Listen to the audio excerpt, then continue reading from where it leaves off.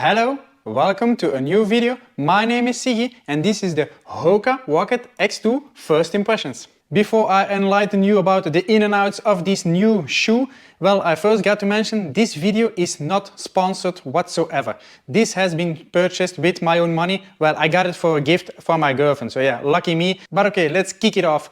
The Hoka Rocket X2 is more a shoe into the higher ranges of racing shoes. You can call it an elite shoe, but you can also see that more at the price range. For this shoe, the price is 250 euros. That's not bad, but it's in range with other elite shoes in that category. So it could be justified, but we still need to see about the durability and of course the performance. Talking about performance, which brings us now to the basic specifications of this shoe. Stack height in the back, 36 millimeters. Stack height in the front, 31. So yeah, a common drop of 5 millimeters for Hoka shoes.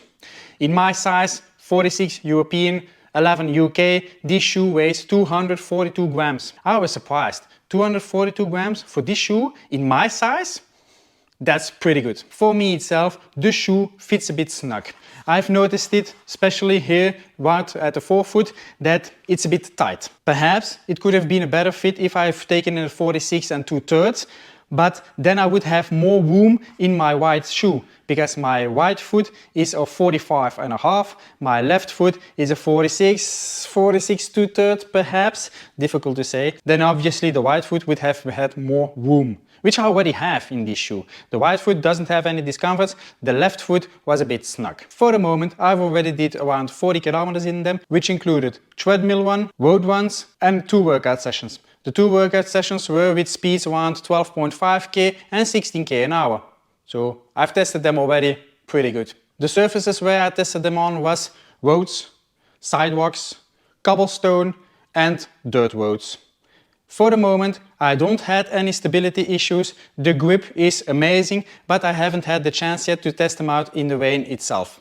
So they have been only tested on dry surfaces. As you can expect from an elite shoe, there is a carbon plate inside, yes of course, and the energy return is amazing. Even though they are a bit stiff, because of the carbon plate of course, the energy return is high. The upper itself is also something pretty special. It's practically see-through at most places, so you can expect that ventilation is optimal, and I don't expect to overheat in this shoe. It might depend which kind of socks you are wearing, but that's another question. That's not the fault of the shoe. The tongue is also pretty special. It is very thin. There is no padding in the tongue itself, and the tongue is attached on both sides twice, which makes it also a bit difficult to put them on. I've seen already several people commenting that they are not easy to put on, which is correct. I also had a lot of issues putting them on correctly in combination with the socks that I'm wearing.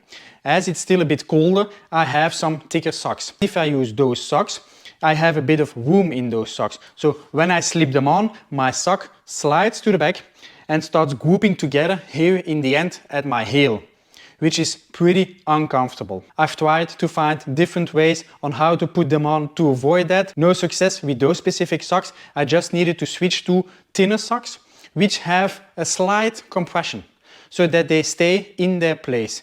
I still got a bit of a padded heel in that sock, because I like that, but the sock doesn't move around. Even though I have the feeling that at the heel I'm pretty good locked in, I still had the impression of having a slight heel slip, slightly moving, not a lot, but just enough to be able to get a blister. To resolve that, I've tried different things out with my laces, and the only solution for me is to tie my laces in a specific way to prevent heel slips.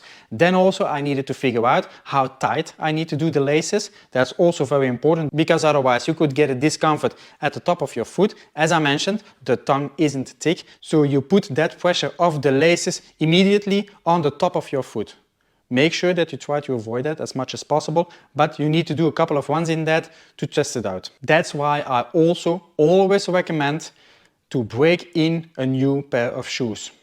Do not take them out of the box, slip them on and go run a marathon. No. If I would have done that now for my marathon, which is coming up, I would have had a did not finish, because I had a lot of discomforts. Imagine that, you could just mess up everything. Even if it's an elite shoe or another shoe, break them in.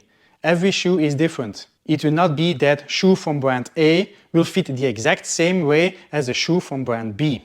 You need to try them on. Also, the laces can be different, it can be more snug, you could have issues with your socks, you name it. If you try it out up front, you will avoid surprises and you will avoid injuries. For the rest, if you have a question or comment, do drop a message down below and I'll get back to you as soon as possible. If you found the information presented in this video useful, do not forget, like the video.